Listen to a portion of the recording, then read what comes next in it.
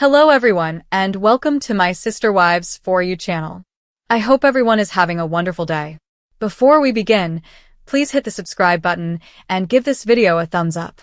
Kody Brown had survived accusations, scandals, bankruptcies, land disputes, and 4 collapsing marriages, but absolutely nothing prepared him for the day a sheriff's deputy knocked on the towering wrought iron doors of the Flagstaff mansion he once bragged was proof God wanted him and Robyn together.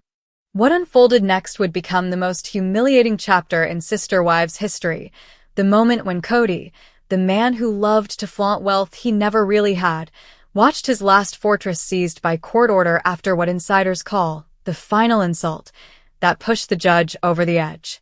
It began quietly months earlier, when rumblings spread across Flagstaff that Kody and Robyn were falling behind on property taxes again, something the Brown family had repeatedly danced around for years, pretending everything was fine while juggling overdue bills, missed land payments on Coyote Pass, and a lifestyle far too extravagant for a couple with no television income flowing in and no wives contributing to household finances. Neighbors claimed tow trucks began showing up, delivering notices and warnings, but Kody dismissed all of it as harassment, insisting people were jealous of the plural marriage royalty he and Robyn represented. But the truth was far more embarrassing: unpaid taxes, unpaid HOA fees, unresolved liens, and what court documents later described as disrespectful and combative communication from Kody himself, who allegedly called city officials anti-polygamy bullies and accused them of religious persecution. Instead of following deadlines, he sent long rants demanding exemptions, insisting the home was a church residence, and claiming the Brown family should not be held to the same standards as other homeowners. This bizarre defense, sources say, was the final insult that infuriated the judge overseeing the case. According to insiders, the court was already frustrated by years of notices ignored by the Browns, but the tipping point came when Kody submitted a handwritten note accusing Flagstaff officials of stealing from him, calling the court a den of thieves. The judge reportedly read the note aloud during the hearing, shaking his head in disbelief before signing the immediate seizure order. Meanwhile, at home, Robyn was spiraling into panic as envelopes stacked up on the kitchen counter, not just from tax authorities, but also from lenders, debt collectors, and contractors Kody still hadn't paid from renovations they started 2 years earlier. Friends say she begged Kody to cooperate, but he doubled down, insisting everything was a misunderstanding and that he could charm his way out just like he always had during Sister Wives filming. Except this time, there were no cameras, no TLC producers, no sympathetic storyline, just legal consequences.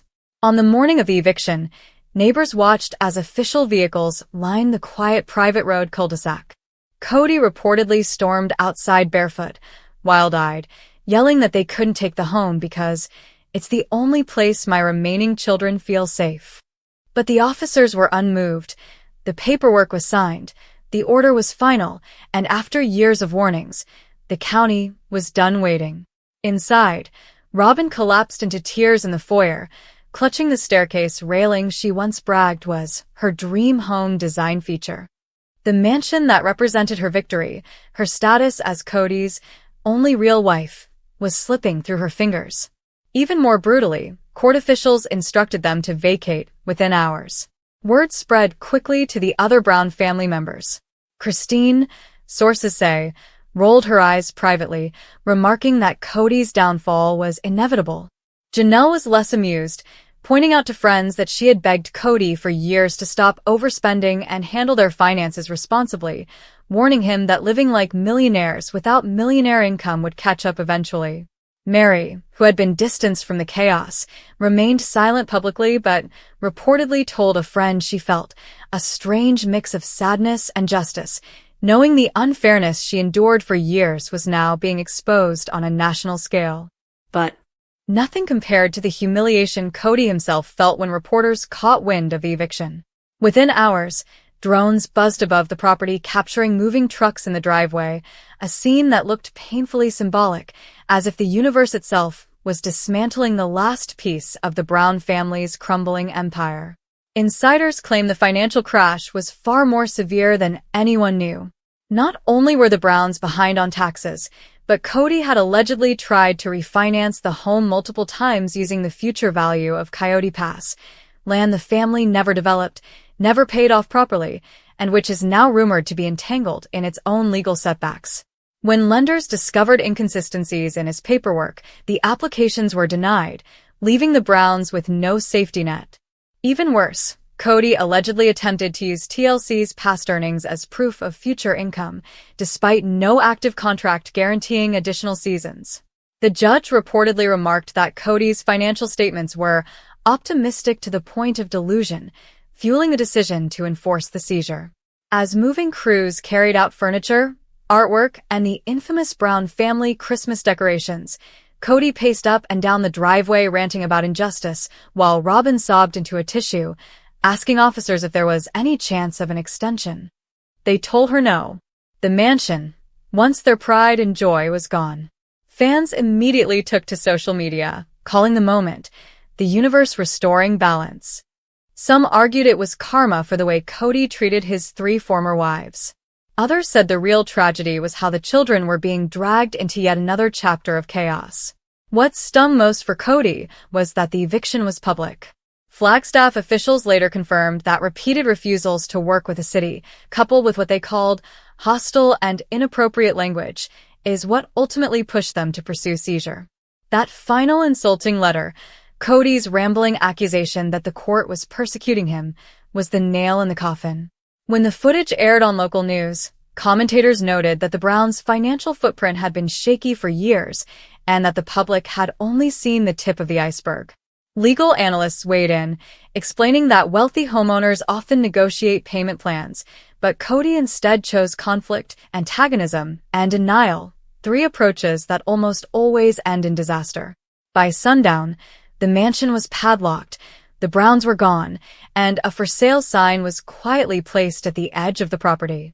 Rumor has it Kody and Robyn are now staying in a much smaller rental home, one without the dramatic staircase, custom chandeliers, or the multiple-acre privacy they once flaunted. Robyn is said to be devastated, telling friends she feels cursed and blaming anyone except Kody for the downfall. Kody, on the other hand, is reportedly furious, not at himself, but at the world, at the judge, at his ex-wives, at the city, at the neighbors, at TLC, even at the bank. But those close to the situation say the truth is obvious. The man who once boasted about being the patriarch of a powerful family ultimately destroyed his own kingdom through arrogance, mismanagement, and refusal to listen. As one insider put it, he didn't lose the mansion because the system was out to get him. He lost it because he thought he was above the system. And so the greatest humiliation of Kody Brown's life ends not with a dramatic sister-wives confession, not with a tearful reunion, not with reconciliation or redemption, but with a cold, official court order posted on the front door of the mansion he believed he deserved. The Brown family saga has had many low points, but this one feels different. This wasn't a breakup. This wasn't family drama. This wasn't a feud. This was the law catching up with a man who spent years pretending the rules didn't apply to him. For the first time ever, Kody and Robyn's downfall wasn't emotional. It was legal, financial, and indisputable. And the entire world saw it happen. In the days following the shocking court-ordered seizure of Kody and Robyn Brown's once glorious Flagstaff mansion, the fallout only grew more dramatic, more humiliating, and more revealing about what had truly been happening behind closed doors, showing a far darker reality than anything sister wives ever filmed for television. As the story spread across national outlets, fans, critics, former neighbors, and even anonymous insiders began leaking new layers of information that made the scandal look even worse for the Browns. Photos surfaced showing the messy state of the property after the sheriff's department completed its walkthrough.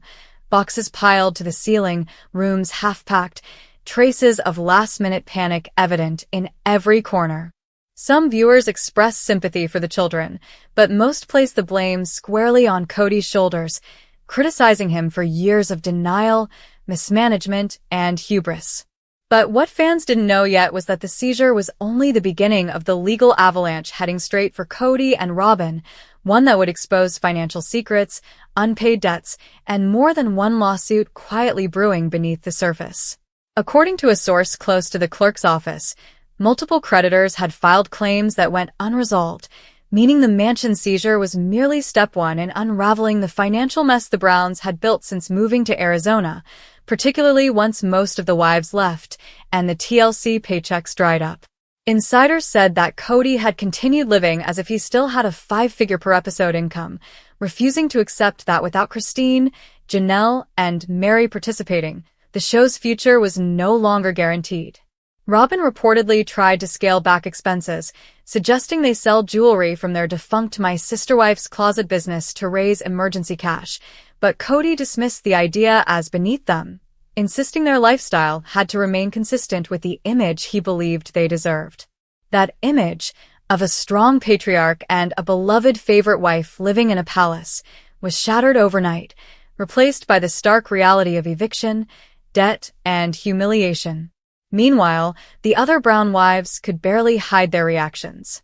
Christine, living her best life with David Woolley, laughed privately, telling friends that she wished she could pretend she was surprised, but she had warned Kody years ago that the Arizona move was financially reckless. She reportedly told one friend, "He built a house for one wife and ignored all the rest. Now even that house is gone." Janelle, who had long battled with Kody about financial transparency, was said to be torn between frustration and a sense of vindication, knowing she had begged him to pay the property taxes on time and stop funneling money into Robyn's lifestyle. Mary kept her opinions quieter, but those close to her said she felt relief. Finally, the universe had given her closure on the years she felt overlooked and mistreated. But it was the public response that truly sent the scandal into a frenzy. Sister Wives fans created viral memes showing Kody attempting to block the front door, while sheriff's deputies calmly read the order. One meme showing Robyn crying on the staircase while boxes were hauled out became a trending hashtag. While the online jokes exploded, Kody himself spiraled into anger, ranting to friends that the media had twisted everything and insisting he was the victim of a political vendetta orchestrated by the city of Flagstaff because of his polygamist background. But critics pointed out that his accusations made no sense. Millions of Americans pay their taxes without incident. Only someone repeatedly ignoring notices, missing deadlines, and insulting officials would lose a home. Legal analysts chimed in across social media, explaining how rare it was for a judge to seize a primary residence, walking fans through the steps, warnings, penalties, hearings, orders, extensions, none of which Kody complied with. Commentators agreed that the final insult, Kody's letter accusing the court of criminal behavior, was an unprecedented move, something almost guaranteed to backfire. Even for fans who once sympathized with him, this crossed into absurdity. Behind the scenes, things were even uglier. Rumors spread that Kody was refusing to move into the rental Robyn found, calling it too small and beneath him, even though it was still a nice home by normal standards. He allegedly spent the first 2 nights sleeping in his car in the driveway of the seized mansion, refusing to accept that it no longer belonged to him. Security footage obtained by the new owners reportedly showed Kody pacing the edge of the property after the padlock was installed, muttering to himself about unfair treatment. Robyn begged him to stop, terrified police would arrest him for trespassing. Meanwhile, the new occupancy filings revealed something shocking. Banks had been attempting to contact Kody and Robyn for over 18 months, with unanswered letters piling up. Former production crew members anonymously confessed that even during filming days, Kody would hide unopened bills in drawers or cabinets, claiming stress made it sinful to open mail. It wasn't long before fans began asking the biggest question of all: where did all the money go? Sister Wives had been one of TLC's most profitable long-running shows, and for years the Brown family earned substantial income between salaries, bonuses, and network-funded travel. But insiders explained how the finances worked. TLC paid one amount for the show, which Kody divided among the wives and households, but because Robyn became the main household, more and more of the funds began flowing her way, leaving the other wives struggling and resentful.